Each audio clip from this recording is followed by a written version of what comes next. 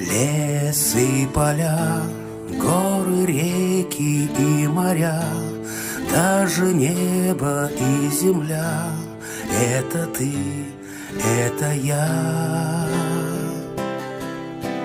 Пламя и лед, неподвижность и полет, непрерывный хоровод, все живет, все живет.